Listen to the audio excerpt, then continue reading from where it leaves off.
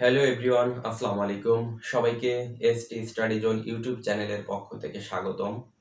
আজকে আমি নবম দশম শ্রেণীর জীববিজ্ঞান বইয়ের অধ্যায় 5 খাদ্য পুষ্টি ও পরিপাক অধ্যায়ের একটি টপিক নিয়ে আলোচনা করব। আজকের আলোচনার বিষয় হচ্ছে উদ্ভিদের খনিজ পুষ্টি। উদ্ভিদের বেঁচে থাকার জন্য খনিজ উপাদান খুবই গুরুত্বপূর্ণ। খনিজ উপাদান ছাড়া উদ্ভিদ বেঁচে থাকতে পারে না। উদ্ভিদের বেঁচে থাকার জন্য খনিজ উপাদান একটা ফরজ, যেটা লাগবে, যেটা ছাড়া উদ্ভিদ কখনোই বেঁচে থাকতে পারবে না।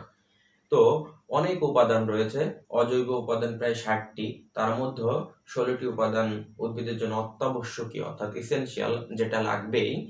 তো এই খনিজ উপাদানের ভিতরে মোট দুইটা ভাগ আছে, সেটা হচ্ছে একটা হচ্ছে ম্যাক্রোনিউট্রিয়েন্ট আর একটা হচ্ছে মাইক্রোনিউট্রিয়েন্ট। এই ম্যাক্রো উপাদান হচ্ছে 9টা এবং মাইক্রো উপাদান হচ্ছে 7টা। আমি বোর্ডে লিখতেছি। তো এইটা আমরা কিভাবে খুবই সহজে মনে রাখতে পারি সেটা নিয়েই আমার আলোচনা। তো প্রথমে আসি ম্যাক্রো উপাদান নিয়ে, অর্থাৎ ম্যাক্রোনিউট্রিয়েন্ট।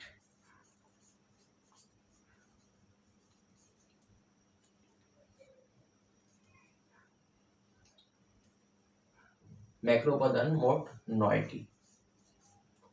এই 9টার মধ্যে কার্বন, হাইড্রোজেন এবং অক্সিজেন, এই তিনটা উপাদান উদ্ভিদ মূলত বাতাস এবং পানি থেকে গ্রহণ করে থাকে। কার্বন, হাইড্রোজেন এবং অক্সিজেন, এই তিনটা হচ্ছে উদ্ভিদ বাতাস এবং পানির মাধ্যমে গ্রহণ করে থাকে। আর বাকি যে 6টা, এই 6টার মধ্যে নাইট্রোজেন, ফসফরাস, পটাশিয়াম এবং সালফার, তারপর ক্যালসিয়াম এবং ম্যাগনেসিয়াম, এই 7টা হচ্ছে উদ্ভিদ সরাসরি মাটি থেকে গ্রহণ করে থাকে। এই ম্যাক্রোনিউট্রিয়েন্ট 9টা খুবই গুরুত্বপূর্ণ, কারণ এগুলো এমসিকিউতে এসে থাকে, নিচের কোনটি ম্যাক্রোনিউট্রিয়েন্ট, বা খুব শর্ট কোশ্চেন আসতে পারে উদ্ভিদের খনিজ উপাদানের ম্যাক্রো নিউট্রিয়েন্টগুলোর নাম লিখো। এরপরে আছে 2 নম্বর ধাপ, যেটা হচ্ছে মাইক্রোনিউট্রিয়েন্ট।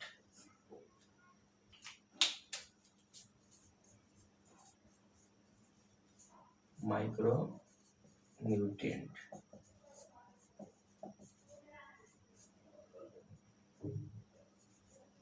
মাইক্রোনিউট্রিয়েন্ট এই মাইক্রোনিউট্রিয়েন্ট মোট হচ্ছে 7টি। এই 7টির মধ্যে এই 7টি মানে ম্যাক্রোনিউট্রিয়েন্ট উদ্ভিদের জন্য খুবই গুরুত্বপূর্ণ। হ্যাঁ, এটা লাগবেই, উদ্ভিদের বেঁচে থাকার জন্য 9টা উপাদান লাগবে। আর বাকি যে 7টা, এটা প্রয়োজন, তবে যদি কোনো কারণে অ্যাবসেন্স থাকে বা এটা খুব বেশি গুরুত্বপূর্ণ উদ্ভিদের জন্য, মানে যদি দরকার হয় সে গ্রহণ করবে, আর যদি খুব বেশি দরকার না হয় সে গ্রহণ করবে না। এই 7টা ছাড়া সে বেঁচে থাকতে পারবে, বাট এই 9টা উপাদান উদ্ভিদের জন্য খুবই গুরুত্বপূর্ণ, এটা লাগবেই।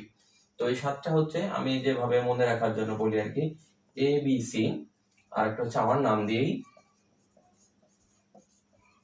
ঠিক আছে? তো এই এতে হচ্ছে আয়রন, এতে হচ্ছে আয়রন, বা এটাকে আমরা লৌহ বলি, আয়রন বা লৌহ, যেটাকে আমরা এফি দ্বারা প্রকাশ করি। বিতে হচ্ছে বোরন, বিতে হচ্ছে বোরন, যেটা বি দ্বারা প্রকাশ করা হয়। সি, এটা হচ্ছে সিতে হচ্ছে ক্লোরিন, সিএল, ক্লোরিন। এরপর হচ্ছে ত দিয়ে, ততে হচ্ছে তামা, যেটার আরেকটা নাম হচ্ছে কপার, কপারকে সাধারণত সি ইউ দ্বারা প্রকাশ করা হয়। এই ম দিয়ে হচ্ছে দুইটাকে মনে রাখবো, একটা হচ্ছে মলিবডেনাম,